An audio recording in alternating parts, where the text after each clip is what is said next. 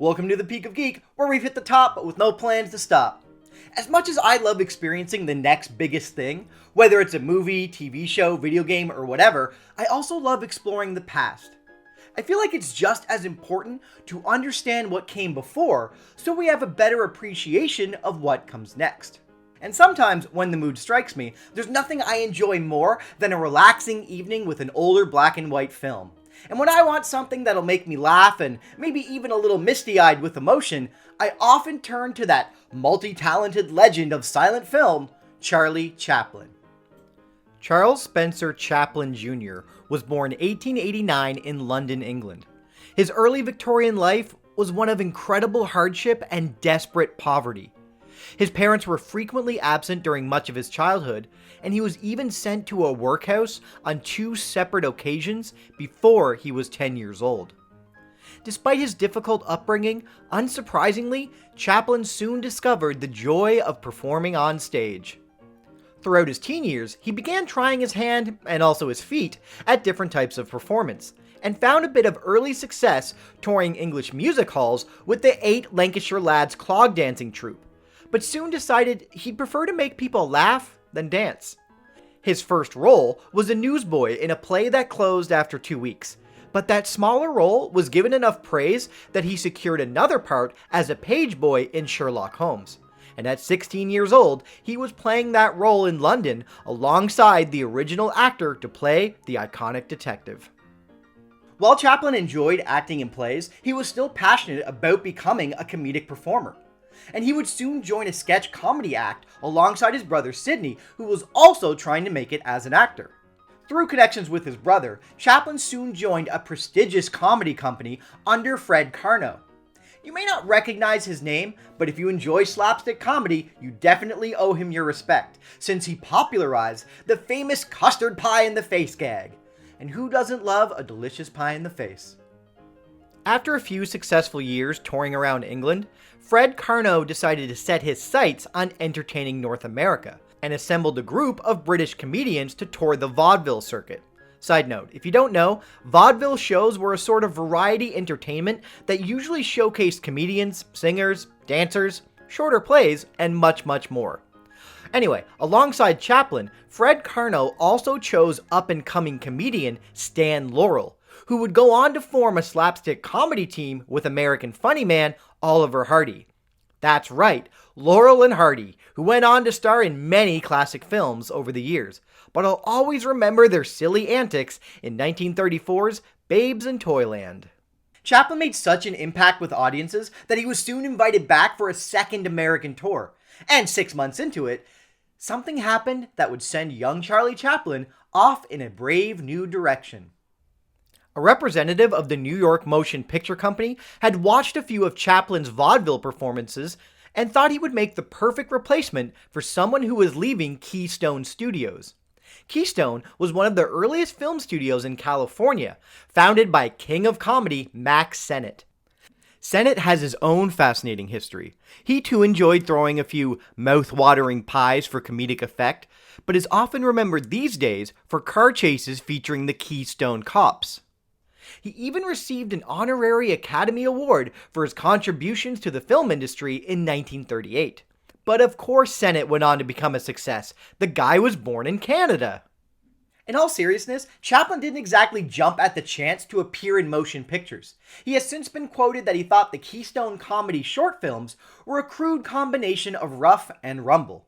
But it would be a chance to learn all about the brand new art of filmmaking and see if he could still entertain audiences in front of a camera instead of on a stage. His debut film, Making a Living, released in February 1914. Even passing fans of Chaplin, who may have a limited understanding of who he is, would probably be a little confused by his character in this first film. He may look similar to another character he would debut in the very next film, one that would also wear a false mustache, a hat, and carry a cane, but this one is a bit more rude, as if Chaplin was outwardly expressing his feelings about the true nature of these early Keystone comedies. Later that same month, another short, called Kid Auto Races at Venice, would become even more historically significant than Chaplin's debut. Since this time around, he appears on film as the iconic persona of the Little Tramp.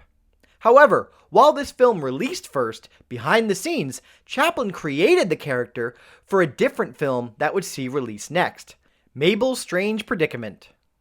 When choosing a costume for his appearance in that film, Chaplin was initially unsure of what to wear. Eventually, he decided on clothing that was seemingly at odds with one another. Baggy pants, a tight coat, a small hat, and large shoes. He topped it off with a cane and a small mustache that would make the 25-year-old Chaplin appear a bit older without hiding his facial expressions. In both of these initial filmed appearances of the Tramp, the character was admittedly and understandably a bit rough around the edges. Over the next 10 months of working at Keystone Studios, Chaplin would almost always portray the Tramp, quickly becoming the most popular star in Mack Sennett's company, while also slowly expanding on who exactly this Tramp was. In those early Keystone days, he was almost always playing the Tramp as a drunk or a troublemaker, but occasionally moments arose where he displays empathetic qualities or ends up an accidental hero of the story. Part of this slow evolution can be attributed to Chaplin becoming more comfortable in the production of these shorts. He quickly started writing and directing as he started falling in love with the filmmaking process. Before 1914 came to an end, Charlie Chaplin was already well on his way to becoming a massive movie star. So when he asked Mack Sennett for a raise, and Sennett declined, Chaplin decided it was time to move on. And in 1915, Chaplin accepted a new contract to write, direct, and star in 15 films for the S&A Film Manufacturing Company. Later that year, Chaplin released the film called The Tramp, which gave the character his official name and solidified the characteristics that would help him become an international superstar. This slice-of-life 26-minute film definitely involves a few comedic moments, but is better known these days for showing us a more well-rounded version of the Tramp, displaying emotional depth with a few thoughtful, heartfelt moments. Over the next few years, Chaplin would continue to entertain international audiences with his Tramp character.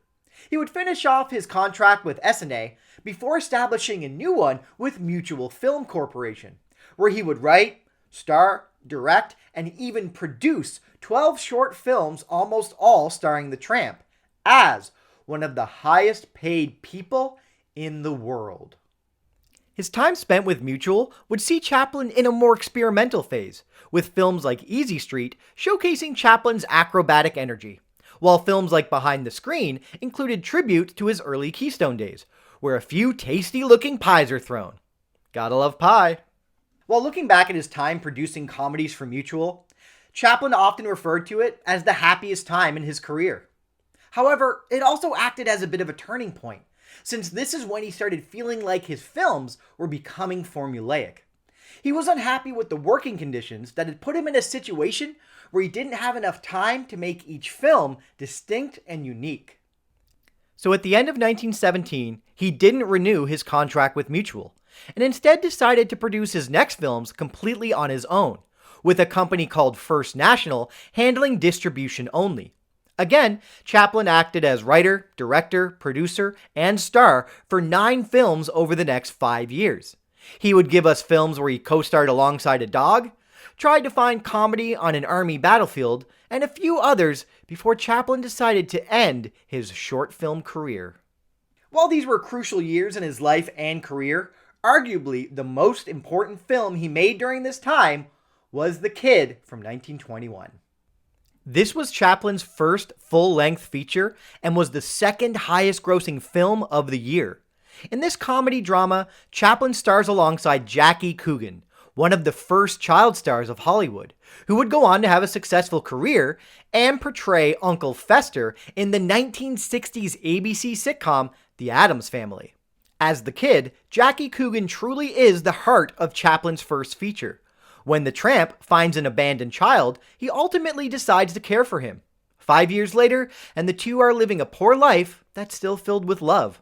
They make ends meet by committing small-scale crimes, but it eventually gets them into trouble. Soon, the Kid's original mother, who regrets abandoning him, enters the picture. The Kid falls ill, and it's discovered the Tramp isn't the boy's real father. I won't spoil the ending of this nearly 100-year-old film because you should totally give it a watch, but I will say that audiences and critics alike were taken aback by the balance of comedic scenes with genuinely emotional ones, saying that they both laughed and cried. Chaplin even opened the film with an on-screen title that read, "It's a picture with a smile and perhaps a tear." Not only does this absolutely hold true today, this definition also describes Chaplin's tramp persona perfectly. 2 years later, Chaplin would begin releasing his films through United Artists, a brand new production and distribution company originally founded by Chaplin and other Hollywood heavyweights, D.W. Griffith, Douglas Fairbanks, and Mary Pickford, yet another awesome Canadian in our story. Going forwards, every film Chaplin released would be feature-length. Surprisingly, his first film did not feature the tramp, and it wasn't even a comedy. A Woman of Paris, released in September 1923, saw Chaplin still writing, directing, and producing, but he only appeared on screen in a small cameo.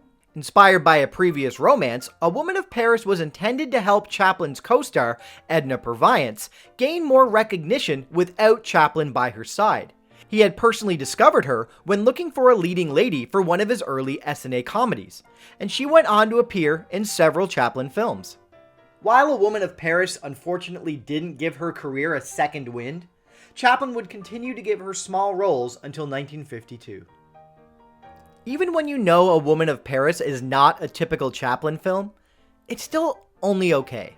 The photography is quite beautiful, and the story is quite a bit more layered than Chaplin's previous efforts, but this one wasn't for me. There's still enjoyment to be had here, but there's a reason why Chaplin decided to give audiences what they wanted. He would subsequently return to creating adventures starring the tramp for another 4 films. 2 years later, Chaplin would grace the screen with one of my favorite films of all time. I'm not even kidding. 1925's The Gold Rush is absolutely brilliant. If you haven't seen it, do yourself a favor. It's honestly a masterpiece. Inspired by the real Klondike Gold Rush of 1896, the tramp decides to get in on the hype and starts prospecting for gold. But when a blizzard hits, he stumbles upon the cabin of a wanted criminal named Black Larson. The tramp is about to be thrown out into the cold before another gold prospector named Big Jim gets thrown into the mix. So begins an uneasy alliance for survival. There's also a romance, many classic comedic sequences, and a few somber ones too. The Gold Rush is a fascinating film to discuss. Notably, Chaplin reissued the film in 1942 with a re-edited version that included more music, sound effects, and a new way to release a film that wasn't so silent, since by that time, talkie films had completely replaced silent ones. Gone are the intertitles to provide narration and character dialogue, since they've been replaced by Chaplin providing both. The re-edits are almost controversial in the way it rearranges the plot, cuts some out, and changes the ending to be more ambiguous. I won't spoil it, so I'll just say it's worth checking out the 1925 reconstruction, since the original was lost and forgotten about, even by Chaplin himself. For a film originally shot and released in 1925, The Gold Rush is extremely watchable today. And considering the visual effects were all created in camera with clever tricks, it's all the more impressive for modern audiences. If you watch this film right now, I guarantee there are scenes that will almost feel familiar to you, since they've been referenced and parodied multiple times throughout the years. Keep an eye out for the memorable dancing of the rolls and the Charlie Chicken scenes. Though it should be noted that the dancing rolls scene originated in a 1917 short called The Rough House, starring Roscoe Fatty Arbuckle. The Gold Rush has a little bit of everything for everybody. It expertly balances comedy, drama, adventure, romance, and somehow, Chaplin makes it look so effortless and easy. Whether you prefer the 1925 restored original, or Chaplin's favorite version, the 1942 re-release, which actually received Academy Award nominations for music score and sound recording, there's a reason why later in life, Chaplin would say that this is the film he would want to be remembered by. So enjoy it, and remember. Following the blockbuster release of The Gold Rush, Chaplin's feature-length film career was only just beginning.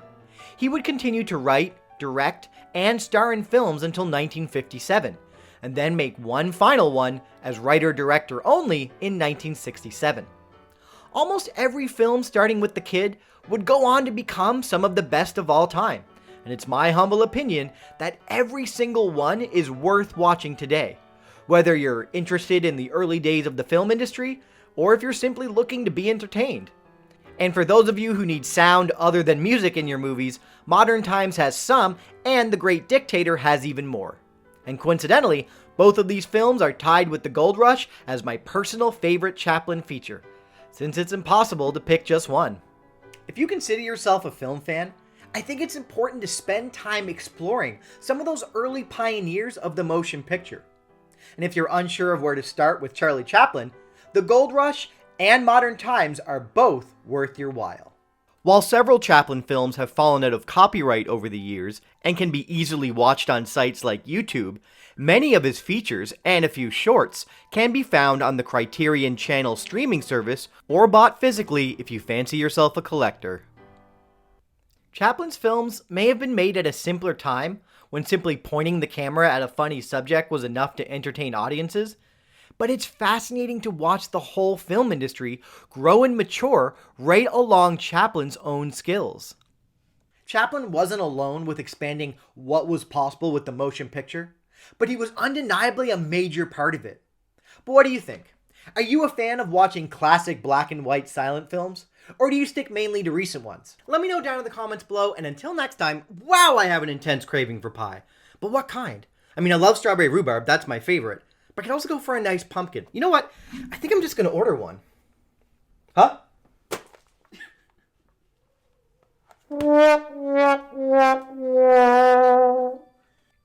Hey, hope you're having a super awesome day. If you enjoyed this video, please give it a like, comment, and subscribe.